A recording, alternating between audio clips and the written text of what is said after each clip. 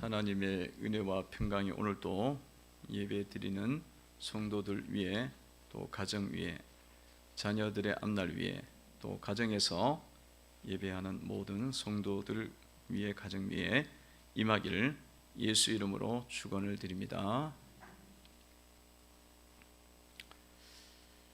예수님께서 예수님을 따르는 수많은 무리들에게 이제 하나님 말씀, 복음을 이제 전했습니다. 어떤 복음이었냐면, 예수를 따르는 자는 자기 부모와 처자와 형제와 자매와 아내와 자기 목숨까지도 버리면서 미워하면서 주님을 따라야 된다. 자, 이런 복음을 이제 전했습니다. 지난주에 전했죠. 이런 복음을 이제 전하는 가운데에 많은 죄인들과 세리들이 이제 예수님께 왔다. 그렇게 이제 오늘 말씀이 있습니다. 1절에 보면 모든 세리와 죄인들이 말씀을 들으러 가까이 나오니, 세리와 죄인들이 많이 예수님께 쫓아왔어요. 더 따라왔어요. 그 예수님의 복음은 예수님을 따르는 자는 자기 부모와 처자와 형제와 자매와 그리고 자기 목숨까지도 미워하면서 따라야 된다. 이렇게 말씀을 했는데도 이 죄인들이 더 예수님께 나왔다는 거예요. 자, 이거는 어떻게 보면 굉장히 육신적으로 보면 너무나 부담스러운 말씀이잖아요. 자기 부모와 처자와 이렇게 미워하면서 자기의 어떤 유익을 내려놓고도 이렇게 주님을 따라야 된다. 그러면 그것으로 인해서 사람들이 부담을 많이 느낄 수 있지 않겠습니까? 그런데도 이들이 예수님께 더 와서 예수님 말씀을 듣겠다고 지금 나오고 있다는 거예요. 도대체 이게 왜 이런 일이 일어날까? 어찌 이렇게 될까? 여러분, 그 영혼들이 진짜 원하는 게 뭘까요? 영혼들이 진짜 원하는 것은, 영혼들은 하나님 말씀을 진짜로 원합니다. 하나님 말씀, 이 하나님의 복음을 이 영혼들이 듣기를 원한다는 거예요. 그러니까 이들이 육적으로 봤을 때는, 육신은 그것이 너무 받기가 힘든 말씀이지만 그 속에 있는 영혼은 그 말씀이 너무 귀하게 느껴지는 거예요. 달게 여기시고 필요한 말씀이고, 그리고 자기에게 꼭 있어야 될 말씀, 다른 어떤 세상의 지식보다 더 중요한 것으로 이게 다가왔다는 거예요. 그러니까 오는 거예요. 그러니까 예전에 보면은 세례 요한이 이 하나님의 말씀을 자꾸 전하잖아요. 이 하나님의 종이 돼 갖고, 그랬더니만 헤롯이 그를 잡아다 넣었지만 그를 함부로 못 죽여. 왜냐하면 그 말을 들어보니까 그게 또 맞아. 자, 육신적으로 살고 있지만 그런 그 영혼이 뭔가가 터치가 되는 걸 아는 거예요. 그래갖고 이 그런 달게 여겼다, 달게 느꼈다, 그렇게 말씀을 하는 거예요. 그러니까 여러분, 하나님의 말씀은 영혼들에게 있어서 정말 중요한 말씀이고, 그러니까 이 하나님 말씀을 정말 이 영혼들이 원하고 그 받기를 바라고 있다는 것입니다. 왜냐하면 하나님 말씀은 제사함을 주는 말씀이기 때문에 그렇습니다. 제사함을 주고 생명을 주는 말씀이기 때문에 그렇습니다. 성도 여러분들은 도대체 무엇을 귀하게 여기고 근본적으로 중요하게 여기면서 여러분들 살아갑니까? 이게 분명해져야 돼요. 이게 정확해야만 여러분 인생이 방황을 하지 않습니다. 아니, 중요하지도 않는 걸 가지고 평생 그걸 마치 생명인 것처럼 붙잡고 살면은 나중에 그게 발각이 나, 다 드러나, 들통이. 근데 그게 다 헛것이야. 나의 어떤 삶의 근본을 내가 잘못 붙잡고, 기초를 잘못 붙잡고 살아가는 거죠. 그렇기 때문에 우리의 인생에서 진짜 중요한 게 뭐냐 이거예요. 진짜 중요한 걸 모르고 세상 것, 허망한 것들, 이 근본적이지 않는 것들, 생명적이지 않는 것들을 붙잡고 살아가면 그 인생이 얼마나 불쌍하고 나중에는 후회가 땅을 치며 후회하게 되겠습니까? 그렇기 때문에 우리가 이 신앙생활을 하면서 도대체 뭐가 중요하냐? 그거를 정확하게 봐야 된다는 거예요. 정확하게 봐야 돼요. 도대체 뭐가 중요합니까? 이게 안 되면은 자꾸 방황하게 돼 있어요. 여러분들 도대체 무엇을 중요하게 여기십니까? 무엇이 근본적인 말씀이라고 생각하고 근본적인 것이라고 생각합니까? 여러분 인생을 온전하게 하고 여러분 인생을 값지게 하는 것이라고 생각하십니까? 그게 뭐냐에 따라서 우리는 다르게 살고 인생이 어떻게 될지 모르는 거예요. 이 방황하기가 쉽죠. 잘못 붙잡으면 방황하게 돼 있습니다. 사람들 중에서는 이 외적인 부분을 굉장히 이제 중요하게 여기는 사람들이 많이 있죠. 그런 쪽을 쫓아가게 되면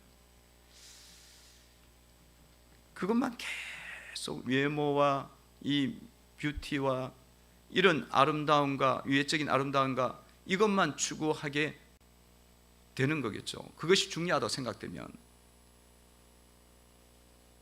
그것이 과연 옳은 거냐 이거예요.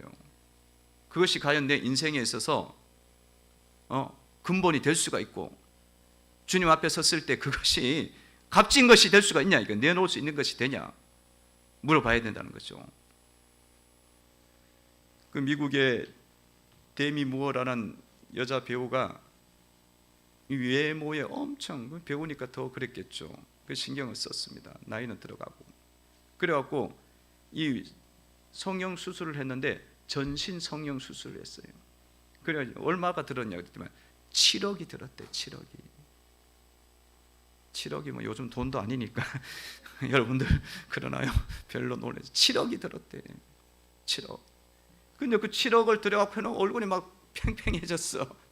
막 젊은 사람 피부를 갖다 붙여놨나 어땠는지 하여튼. 그런데 그 사람이 그거에 더 아름다움을 더 추구해요. 점점 더. 그게 완전 중독에 빠진 거야. 성령 중독에, 미에 중독에 빠져. 그 인생이 얼마나 이 지금 뭐가 중요한지를 제대로 모르니까 인생이 점점 더 이렇게 무너지는 거예요. 갈수록 그 만족함이 없는 거지 계속. 그런 현상이구나. 무엇이 중요합니까? 뭐 돈이 이렇게 중요하다 생각되어지면 돈만 따라가는 거예요. 물질만 따라가는 거죠. 그게 중요하니까. 그러면 여러분 그 물질을 갖고 있다가 언젠가 우리가 건강을 잃어버리면 그 물질이 무슨 의미가 있겠어요? 받쳐줍니까? 안 받쳐주죠. 인생을. 예수님께서도 말씀하시기를 돈을 막 벌어갖고 농사지었고 창고에다 막 쌓아놓는 거예요. 막 쫙 쌓아놓고 금고에다 쌓아놨는데 뭐라고 말씀하세요? 예수님이 그날 밤에 네 목숨을 네 생명을 취하면 그게 누구의 것이 되겠느냐 그렇게 말씀하잖아요. 그게 자기 인생의 어떤 생명이 될 줄 알았는데 생명이 아닌 거야. 오히려 그 때문에 주님이 생명을 단축시킨다니까. 네 생명을 가져가겠다. 너 자꾸 헷갈리니까 말씀하잖아요. 방황하는 거예요. 우리 인생이 그러면 중요한 걸 놓치기 때문에 방황하는 거죠. 그래서 여러분 사람은요 근본적으로 원하고 필요하고 중요한 것은 무엇이냐? 하나님 말씀입니다. 하나님의 복음입니다. 그것이 그 인생을 복되게 하는 거예요. 복되게 하는 거예요. 그것을 우리가 잘 붙잡고 하나님 복음이 내 인생을 살리고 하나님 말씀이 나를 붙잡고 있다. 근본적인 거다. 이렇게 늘 생각하고 그렇게 살아가는 그 인생이 지금 정직하고 올바른 길을 걸어가는 것이고 낭비하지 않는 인생이 되는 겁니다. 낭비하지 않는 인생이에요. 그래서 여러분들이 예배 자리에 이렇게 자꾸 오는 거예요. 예배 자리에 오면은 하나님 말씀이 나오고 하나님의 은혜가 나오고, 그러니까 그 은혜를 받는 것이 너무 중요하니까 하나님 복음을 받아들이고 그 말씀을 받아들이고 그걸 받아들일 때 내 영혼이 이렇게 살아나고 내 영혼이 힘을 얻게 되어지고 영원한 생명과 영원한 은혜가, 하늘의 은혜와 위로가 우리 가운데 오기 때문에 예배의 자리에 나오는 거죠. 그게 중요하다고 여기면 그렇게 되는 거예요. 그게 중요하다 여기면은, 그것이 근본적이다 여기면 자꾸 그렇게 하는 거죠. 사실은 우리가 육으로 생각하면 예배의 자리에 나가기 참 힘들어요. 그것이 피곤하기도 하고 일찍도 일어나야 되고 내 모든 생활을 끊어야 되고 낮춰야 되고, 또 집에서 예배 드리는 사람들은 다른 사람도 예배도 안 되는데 그냥 그걸 혼자서 드려야 되고, 이러면 다 그렇지만은 그런 것들을 이기고 예배를 드리는 이유가 도대체 어디 있는 거예요? 그거는 정말 내 영이 하나님의 은혜가 필요하다, 하나님의 은혜를 내가 받아야 되고 하나님 얼굴을 배워야 된다는 그 의식이 그 가운데 있는 거예요. 그 영이 간절하게 구하는 거야. 간절하게 원하는 거야. 그 영혼이 원하는 것이 중요한 거잖아요. 그래서 여러분들이 예배의 자리를 자꾸 가는 거예요. 육신은 그냥 코로나 있으니까 무섭지. 또 집에 있으면 그냥 예배 드리려 그러면 막 또 불편하지. 그렇지만은 세리와 죄인들이 말씀 들으러 가까이 나왔던 것처럼, 하나님 은혜를 구하러 가까이 나왔던 것처럼 그 영혼은 뭘 구하냐면 은혜를 구하는 거예요. 하나님을 구하고 하나님의 은혜를 배우기를, 은혜를 누리기를 원한다는 것입니다. 그래서 오는 거죠. 어떤 성도님이 그래요. 한 번은 이렇게 예배가 다 다쳤잖아요. 다 다쳤고 그런 가운데 대형교회는 아예 못 드렸어요. 거의 대부분이 그게는 하도 옆에서 민원을 넣고 이 신고를 하니까 아예 또 누구는 오라 그러고 누구는 오라 할 수가 없는 거야. 너무 많으니까. 그러니까 나중에 그런 이야기 하더라고요. 예배를 못 드리니까 너무 힘들다는 거야. 미칠 것 같다는 거지. 그런 이야기를 해요. 그런 이야기를 해. 그러니까 왜 그렇습니까? 예배를 못 드리면 그냥 집에서 그냥 쉬면은 좋지 않아 그냥. 왜 그래? 그 사람의 속에 있는 근본적인 필요, 절대적으로 중요한 것은 뭐냐? 그것은 바로 영혼이 하나님의 말씀을 들어야 되는 거예요. 하나님의 얼굴을 배워야 되는 겁니다. 하나님의 은혜를 누려야 되는 거야. 그거 없으면 우리는 살 수가 없어요. 살 것 같은데, 밥으로 살 수 있을 것 같은데 너무 허망한 거야. 인생이 허망한 거야. 그걸 있으면 될 것 같은데, 그것만 있으면 될 것 같은데 허망해. 그 사람들이 자꾸 우울해지고 떨어져 죽고 그러는 게 왜 그래요? 돈이 있는데도, 사회적으로 높은데도 왜 그렇습니까? 지금 내 영은 채워지지가 않는 거지. 이런 은혜가, 하나님이 은혜를 베푸시는 자리가 바로 예배의 자리입니다. 그래서 여러분들이 하나님 은혜의 자리, 예배의 자리에 기쁨으로 달려 나오는 줄로 믿습니다. 그러니까 여러분 이 자리에 와 있으면은 주님이 은혜를 베푸셔요. 여러분 예배의 자리로 나갈 때 주님께서 여러분들을 만져주시고 하늘의 위로와 하늘의 은혜가 여러분 가운데 쏟아지도록 만드신다는 거예요. 그러니까 그게 일어나니까 세상의 어떤 것과 비교할 수 없는 그런 부분들이죠.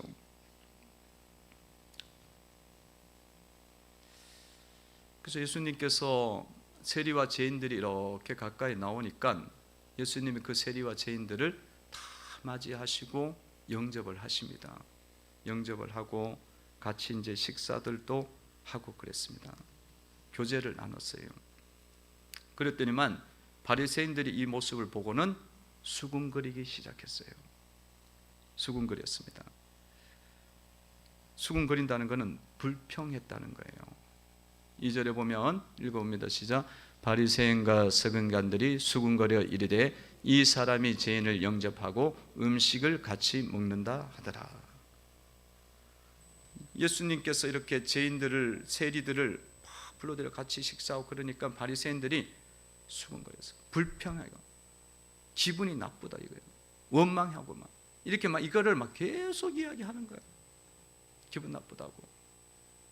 아니 세리와 죄인들이 도대체 어떤 자인데, 아니 저렇게 죄인들이고 정말 인정받지 못한 자들인데, 율법으로 보면 완전 율법을 버린 자들인데 그들을 만나주고 그들과 교제를 하고 심지어는 같이 또 밥을 먹네. 밥을 먹네. 그래 이게 너무 불만이 많은 거예요. 유대인들은 식탁 교제를 나누는 것들을 굉장히 중요하게 여겼어요. 아무나 같이 식사를 안 해요. 유대인들은 식탁 교제를 하는 것은 아주 친한 사람이야. 친한 사람들. 그 왜 그러냐면 이 식탁 교제는 결국은 이렇게 모여서 식사를 할 때에 이제 천국에 가도 하나님과 자기들이 유대인들이 모여갖고 식탁 교제를 한다는 거예요. 그런 어떤 상징성을 갖고 있기 때문에 이방인들이나 죄인들은 감히 어디 이렇게 밥 같이 먹느냐 이거예요. 천국에 가고 절대로 못 온다. 이런 생각 갖고 있는데 예수님은 그걸 다 깨고 식탁 교제를 지금 하고 있는 거예요. 그러니까 이들이 얼마나 불평함이 많고 불만이 많았겠어요. 막 수군거려요. 그래서 예수님께서 이 바리새인들의 이 모습을 보고, 이 태도를 보고 뭘 하신 거예요? 오늘 이런 양의 비유를 말씀을 하시는 겁니다. 이런 양의 비유. 4절에 보면 이렇게 말씀이 나와 있죠. 4절 한번 읽어봅니다. 읽습니다. 시작. 너희 중에 어떤 사람이 양 100마리가 있는데 그 중에 하나를 잃으면 99마리를 들여 두고 그 잃은 것을 찾아내기까지 찾아내지 아니하겠느냐. 아멘. 잃은 양의 비유를 하십니다. 길 잃은 양.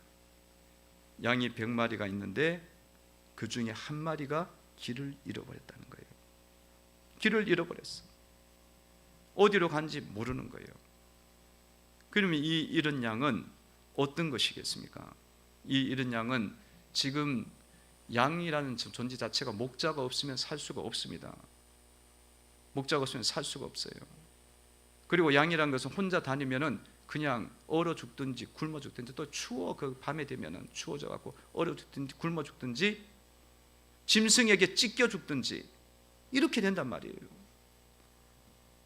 그런 상황이 펼쳐지는 거지. 그래서 말씀에 보면 예수님께서 이 양들을 보면서 목자 없는 양같이 고생하며 기진함이라.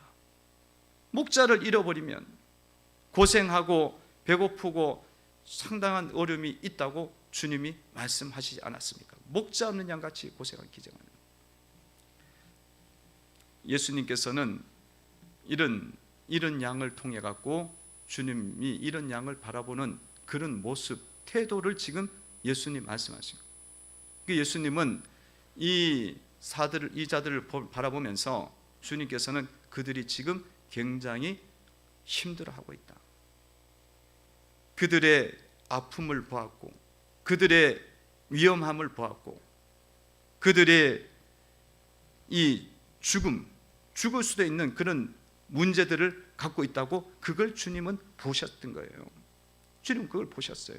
이런 양이라고 말씀하는 거죠. 그래서 주님은 그들을 받아들이고 그들을 말씀을 전해갖고 그들에게 회복과 치유를 주기를 원하는 거죠. 그런데 바리새인들은 그런 생각이 없는 거예요. 그냥 죄인이고 세리고 이러니까 죄인이고 세리니까 어떻습니까? 그냥 저들은 말씀을 안 지키는 자다, 이런 생각으로 이들을 바라보는 거예요. 말씀을 안 지키는 자고 정말 더러운 자고 그런 쪽으로만 보는 거죠. 그러니까 이게 바리새인들이 그런 생각을 갖고 있으니까 자꾸 비난하고 불평하고 판단하면서 그들을 대하는 거예요. 받아들일 수가 없는 거예요. 그런 생각을 갖고 있으니까 받아들일 수가 없는 거예요. 그러니까 이 바리새인들이 보는 그 생각은 그냥 보이는 표면만 본 거예요. 표면만 봤어요. 그러니까 예수님이 보신 것은 그들의 영적인 상황과 영혼의 상태, 그 상태를 주님은 지금 보고 계신 거예요. 그러니까 이 태도를 주님이 보시면서, 이런 태도를 보시면서 그들은 지금 이런 양이다 말씀을 하신 거예요. 성도 여러분들은 이런 죄인과 세리들을 바라볼 때에 어떤 태도로 보고 있습니까? 여러분들은 어떤 태도로 보고 있습니까? 뭔가 잘못을 하고 부족하면은 우리는 바리새인의 마음을 갖습니까? 비난하고 정죄하고 그냥 표면만 보는 거야. 잘못한 것만 보는 거지. 그것만 보고 있느냐?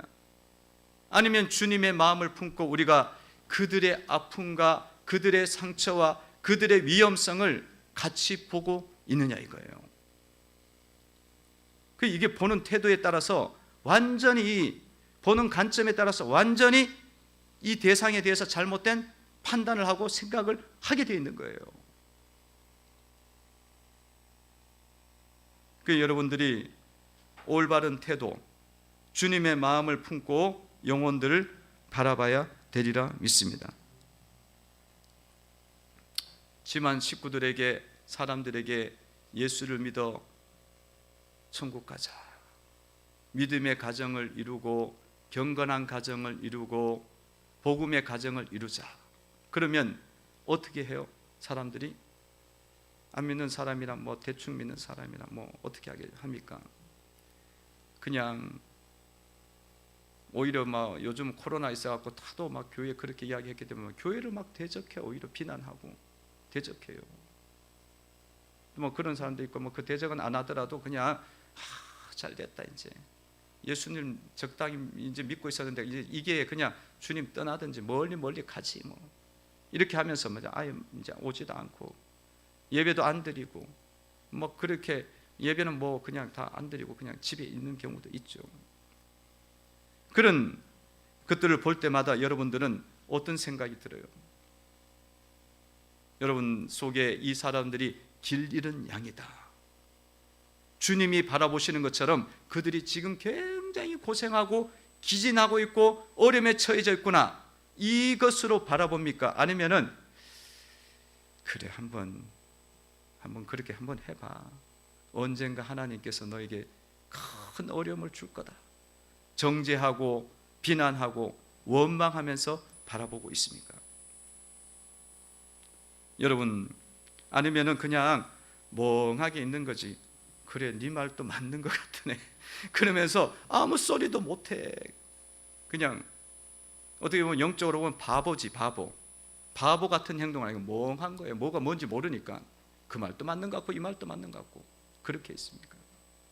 여러분, 이런 사람들이 있을 때에 여러분들 마음속에 주님이 가진 시각, 주님이 영혼들을 바라보는 태도, 그 태도가 여러분들의 시각이 되고 여러분들의 태도가 되어야 된다는 거예요. 이 바리새인들이 이 문제가 있었기 때문에 주님이 길 잃은 양이다, 이런 양에 지금 고생하고 기진하고 지금 마귀에게 지금 시달려 갖고 팔이 뜯기고 머리가 뜯기고 그래갖고 질질 지금 끌려가고 있는 지금 고통 가운데 있는 것이다, 그런 관점으로 바라보게 되면 그 영혼들을 향해서 불쌍히 여기는 마음이 생기는 거예요. 긍휼의 마음이 생겨야 된다는 거예요. 그렇게 되면 여러분들이 주님의 마음을 품는 것이기 때문에 그 은혜가 끼쳐져 갖고 그 영혼들이 주님께로 돌아오게 되는 겁니다. 주님께 데려와요. 여러분 보세요. 세리들을 주님이 이렇게 사랑의 마음으로, 긍휼의 마음으로 대하니까 어떻게 됩니까? 세리들이 주님 앞에 돌아와요. 세리가 돌아오잖아요. 삭개오도 돌아오고 마태도 돌아오고 주님 앞에 돌아오는 거예요. 주님의 마음을 품은 거예요. 삭개오가 자기의 재산의 반을 나눠 갖고 가난한 자들에게 나눠주겠다고 그러면서 삶을 완전히 바꾸잖아요. 주님의 긍휼을, 주님의 마음이 그런 마음으로 대하니까 세리와 죄인들이 예수께 돌아오고, 창녀였던 막달라 마리아나 여러 죄인들이, 여자들도 돌아오잖아요. 아니 바리새인들이 막 멀리하고 그럴 때는 한 명도 구원이 안 됐다니까. 근데 주님께서 이런 양의 마음을, 이런 양을 바라보는 마음을 가지고 다 보시니까, 사랑으로 대하니까 그 영혼들이 주님 앞에 들어와서 하나님의 사람으로, 하나님의 복음을 전하는 일꾼들로 세워지게 됐다는 것입니다. 그게 얼마나 귀한 거예요. 얼마나 놀라운 은혜입니까? 여러분들이 여러분 가족과 여러분의 주변에 있는 사람들을 구원하시기 원한다면 주님의 마음을 품으셔야 됩니다. 이 마음이 절대적으로 중요한 거예요. 주님께서 이 바리새인들의 태도가 이게 바뀌어져야 되기 때문에 주님이 이 말씀을 하신 거예요. 그들을 길 잃은 양으로 봐라 이거예요. 기진하고 고생하고 있단 말이에요. 마귀에게 지금 시달리고 있단 말이에요. 머리가 뜯기고 뇌가 붙잡혀 있고 팔이 찢겨나가고 그러고 있는, 고생하고 있는 거예요. 정신없이 강도에게 붙잡혀갖고, 마귀 강도에 붙잡혀갖고 정신이 없다는 거예요. 근데 그게 다 뭐 죄인이다 그러고 이렇게 판단을 해버리면 어떻게 자기가 거기서 나오겠어요? 못 나와요. 근데 여러분들이 주님의 마음을 품고 주님의 사랑으로 그 영혼들을 딱 대하고 긍휼을 대할 때 하나님의 은혜가, 이 은혜가 그들에게 들어가는 거예요. 하나님의 사랑이 그들에게 이렇게 들어가게 되어져 있어서 그 마음이 열리고 주님 앞에 돌아오게 된다는 것입니다. 그래서 삭개오가 돌아오고 죄인들이 돌아오고 마태가 돌아오고 여러 사람들이 들어와서 복음을 전파하는 하나님의 일꾼이 된 줄로 믿습니다.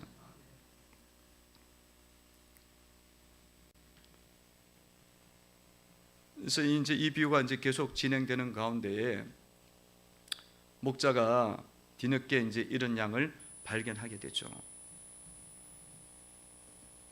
이 목자들이 양들을 칠 때에 어떤 사람들은 100마리 치고 어떤 사람들은 500마리 치고 그래요. 그래서 이제 100마리 정도면 이제 소규모고, 이제 500마리, 1000마리면 이제 대규모, 중소규모 중에서 뭐 이런 쪽으로 가는 거죠. 그런데 이제 100마리 치는 양들인데, 100마리를 치면은 사람들이 여기도 100마리, 여기도 100마리, 목자들마다 100마리가 있으면 그 100마리들을 이제 한 우리 안에 다 넣어요. 왜냐하면 뭐 소규모니까 그냥 하나를 쓰는 거지. 그래서 밤이 되면 이 우리의 문이 있고 이 양들을 다 넣어요. 왜냐하면 추웠기 때문에 떨어져 있으면 죽어요. 그래서 다 넣을 때 목자가 딱 나와갖고 양을 세는 거예요. 양을 세고 양의 이름을 안다 그러잖아요. 자기 양을 아는 거야.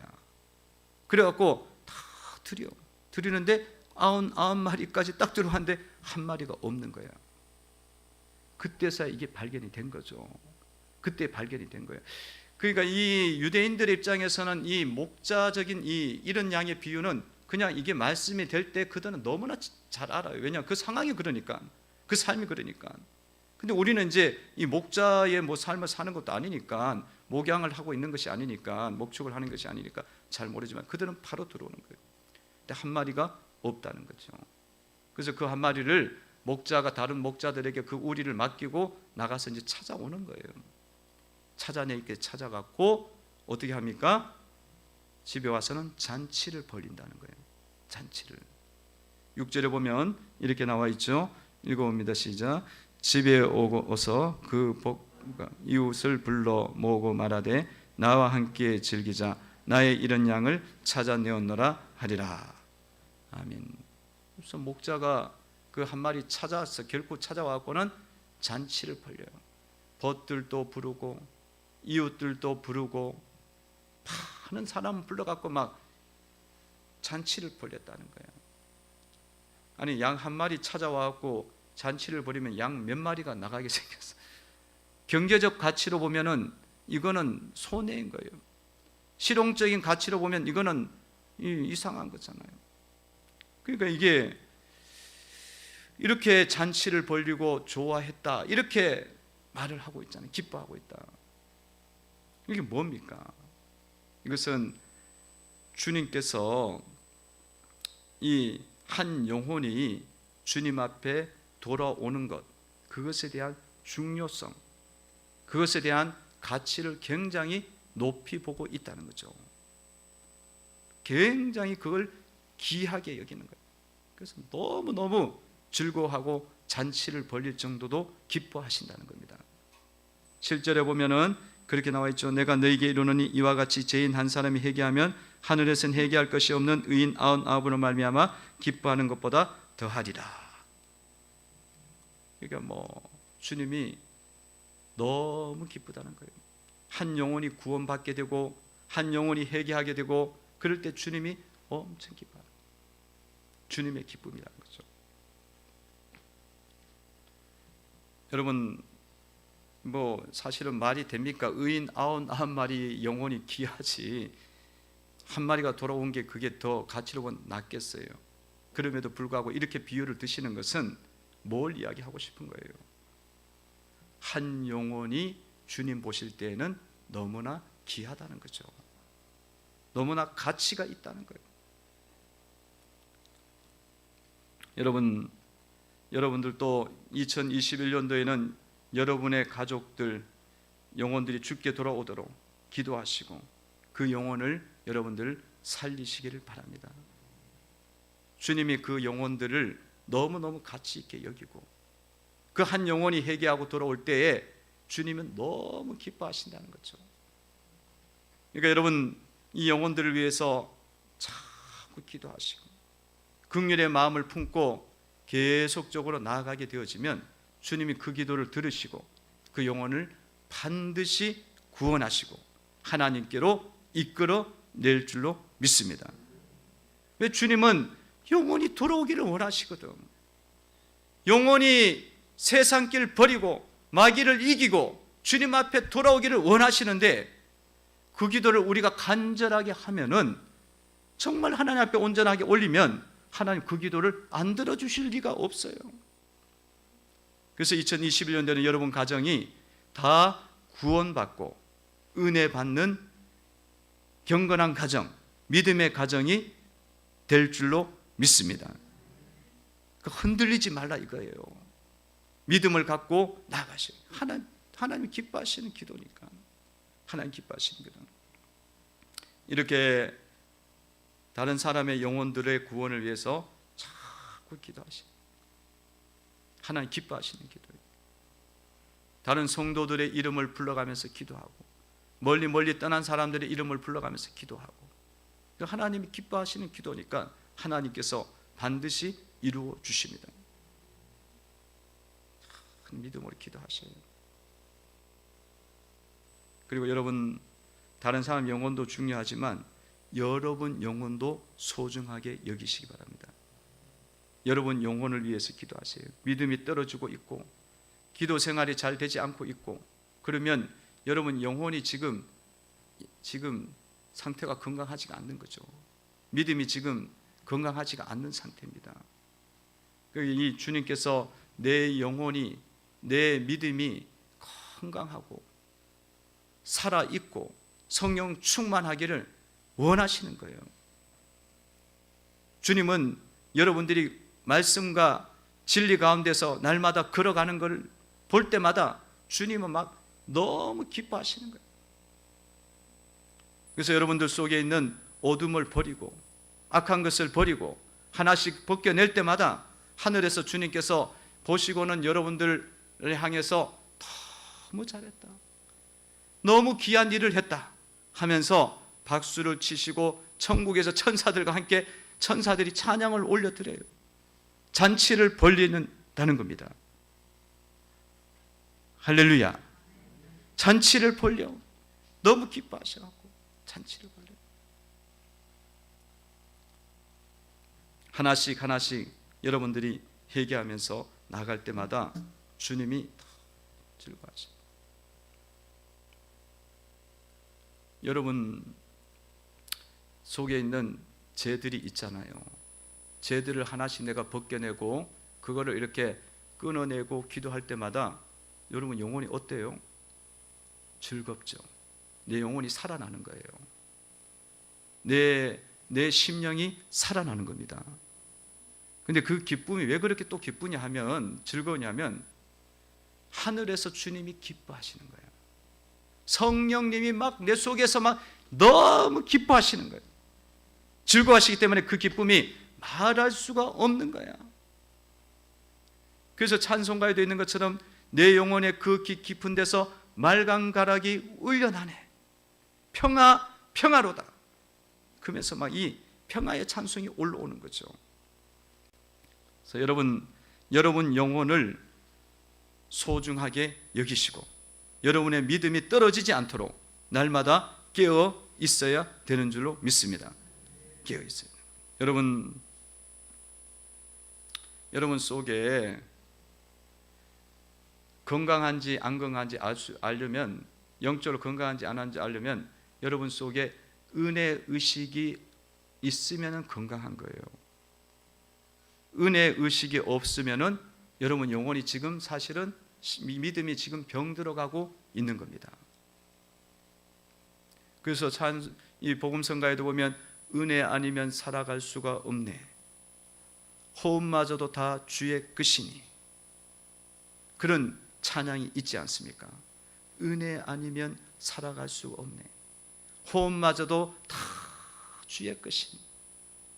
이 호흡이 뭐 쉬운 건데, 어떻게 보면 쉬운 건데 그것도 은혜가 아니면 호흡이 안 된다는 거예요.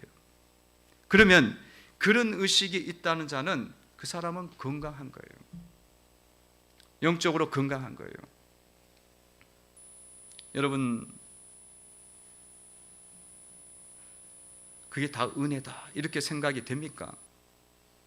그게 또 그런 것들이 그 은혜야, 그냥 다 내 스스로 숨 쉬고 내가 맥박이 뛰고 내 폐가 움직이니까 그렇게 되는 거지, 이렇게 생각을 하고 있다면 그거는 이제 우리가 영적으로 문제가 있는 거죠. 건강하지. 이 코로나가 왔을 때에 코로나 걸린 사람들이 숨을 쉬려니까 숨이 제대로 안 쉬어지는 거야. 폐가 망가진 부분이 있으니까. 그러니까 이 사람들이 이게 숨을 쉬는 것이 그냥 자연스러운 건 줄 알았는데 그게 아닌 거예요. 하나님께서 내 숨을 쉬게 해주지 않도록 은혜를 주시지 않으면, 쉴 수 있도록 은혜를 주시지 않으면 쉴 수도 없는 거예요. 그 호흡마저도 안 되는 거예요. 그래갖고 막 산소호흡기 달고 막 해갖고 막 며칠을 써갖고 숨을 쉰다는 거예요. 그 나와서 돈을 내라고 그러면 봤더니 산소호흡기 비용이 엄청나게 나온 거예요. 그래서 그 사람이 해결을 했다잖아요. 내가 지금 80세를 살아가면서 그냥 이렇게 숨을 쉬고 공기도 그냥 편안하게 마셨는데 그걸 돈으로 따지면 얼마나 큰 건지도 모르고 아무 생각 없이 살았구나. 근데 산소호흡기로 간신히 막 죽을 지경으로 쉬는데도 돈 달라 그러니까, 돈 달라면 이렇게 편안하게 쉬는 게 그게 다 은혜인데 그걸 모르는 거예요. 그러니까 은혜 의식이라는 거는 이게 영적으로 깨어 있지 않으면 안 와요. 아니 내가 내 손 이렇게 팔 들고 이렇게 들고 다니는 게 내 힘으로 다니는 거지, 그런 생각하지 않습니까? 이렇게 팔을 들고 이렇게 손가락을 움직이고 이게 다 하나님의 은혜에 속하는 거예요. 아니 내가 내 힘으로 다니는데 뭘 그러냐고 그렇게 생각하죠. 여러분 이 팔 한번 딱 다치거나 고장이 딱 나면요 이 팔을 들 수가 없어요. 아무리 들려고 해도 안 된다니까. 안 돼. 그럼 팔 한번 부러지면은 이게 됩니까? 안 되지. 한두 달은 못 씁니다. 못 써요. 그러니까 여러분, 그렇게 막 은혜가 아니고 뭐 내 힘으로 살고 있다 그러면 주님이 뭐 하는지 아시죠? 팔 한번 부러져 봐라. 그 깨닫게 해주시는 거야. 그때부터 절실하게 깨닫는 거야. 아니, 손가락 하나도 안 움직여져.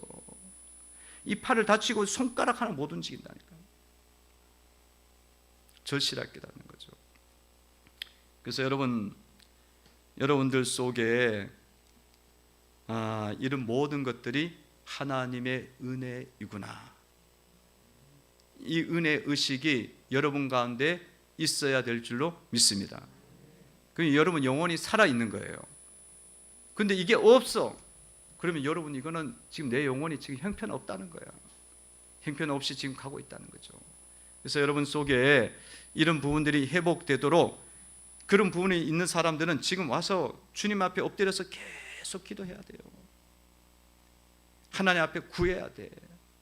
구하면서 모든 것이 다 은혜이구나.